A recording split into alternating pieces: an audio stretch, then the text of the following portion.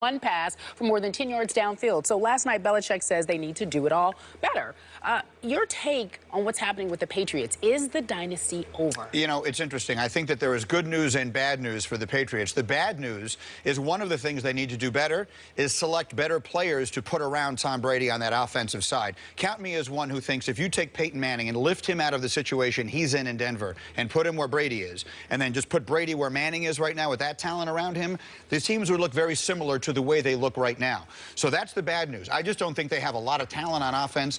To put a 37-year-old quarterback behind an offensive line that has two rookies on it makes no sense to me whatsoever. So I'm not sure exactly what the thinking is there. Here's the good news. You just gave us the stat about how he was only 1 of 7 on passes downfield last night. The bottom 4 quarterbacks, I'm sure you've seen this in the notes this morning, the bottom 4 quarterbacks in the NFL on passes downfield so far this season are Tom Brady, E.J. Manuel, Geno Smith, and Ryan Tannehill. They all play in the AFC East. They remain, I think, a prohibitive favorite to win that division. But for the first time in a long time, it's more about the division than it is about the Patriots. All right, it's more about the division than it is about the Patriots. Stephen A. Smith, your take. Well, listen, I think he's absolutely right. I mean, when you look at the division, which is the AFC East, I don't think the Patriots have much to worry about. I like what I'm seeing from the Buffalo Bills, at least until a couple of weeks ago.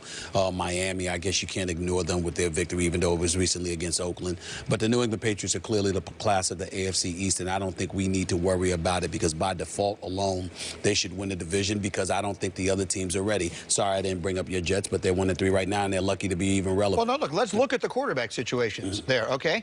You just brought up Buffalo. They just benched their starting quarterback. In Miami, the coach won't commit to their starting quarterback, and in New York, the coach admits on the radio he doesn't have the authority to change the quarterback if he wants to.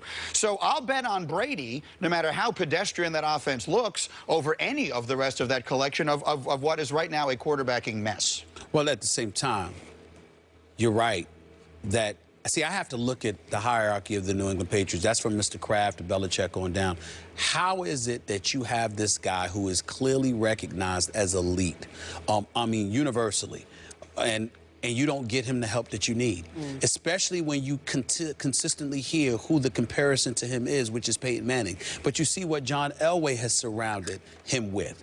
I think it's a situation where a legitimate argument can be made that Tom Brady has been taken advantage of, taken for granted, rather, by the New England Patriots. I'm shocked by that, and I'm shocked that it's actually gotten tolerated in a city like Boston. It's a great sports town, knows their sports, are diehard, they're rabid, and they are on top of it.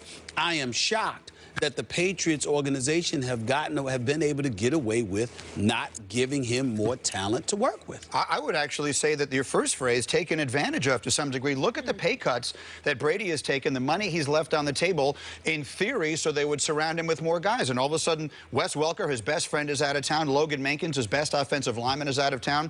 Brady will never say it, but I can't believe he's happy. No way. Before I take issue with what you just said, may I say, changing the subject slightly, you were very nice to us the day we did your show. Yeah. I want to say publicly, because it doesn't get said enough, you are the best at what you do in the radio or TV business. The best. You are the best. Without question. The best. And thank you. I hope people grasp that, who are listening or watching every morning. Well said, Bayless. And it's true. It's nothing but the truth. Now for my issue. Yeah. Where were you a year ago when a Patriots team that I loved was winning at Atlanta on a Sunday night when the Falcons were flying high, where they went to Baltimore at the end of the year when Baltimore was iffy but still trying to make the playoffs? It was a crucial game for the Ravens at home. Tom Brady won the game 41-7.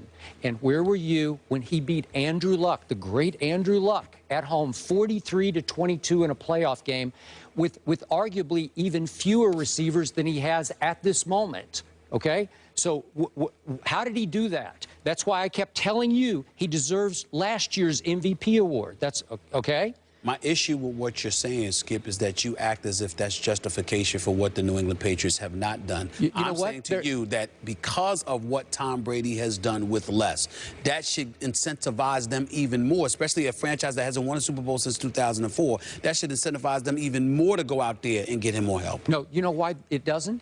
They think he's Tom Brady. They think he's so great that they can get away with doing what they're doing around him and save enough money to go get Darrelle Revis and bring him in under the cap and all the other players that they have.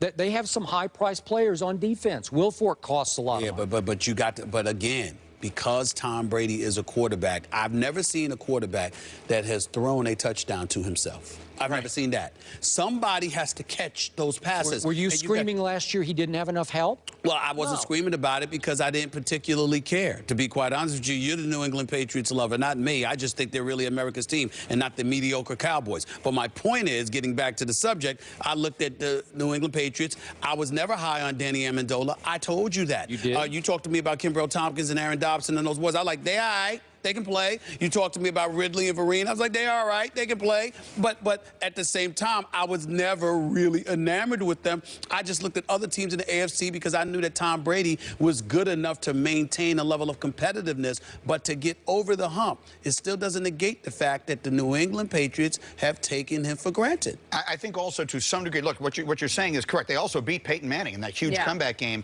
last year. Yep. And New Orleans. Some of it is probably almost miraculous. I mean, it's why I think Belichick is the best coach of this generation, maybe in any sport. Greg Popovich probably would make an argument on the other side. Good. And why I think Brady is the best quarterback of his generation and in the discussion with the greatest quarterbacks of all time. I guess what I'm saying is I don't understand the thinking. Yeah. You have a great quarterback in what is obviously the twilight of his career. Look what the Broncos are doing. You're pushing all your chips to the center of the table, and the Patriots are not. They keep rolling it back. They have all these assets they keep not using. Now, yes, this year they spent the money on Revis, which I was, devastated by as a Jet fan, but B, very impressed with. And I picked them to go to the Super Bowl this year. My Super Bowl is New Orleans and New England, which doesn't look real good right now. And I believe that New England will look a lot better. I know we have the same picks. I think that New England, in typical Belichick fashion, will look a lot better in November and December than they look now. But do I think they are a legitimate threat to win the AFC? I do not, because I think Cincinnati is markedly better than them, and I think Denver is markedly better than them, and San Diego may be markedly better than them. Last quick thought. Gronkowski is trying to play his way back into football shape, and it's slow but sure. He had a nice catch late in the game in garbage time.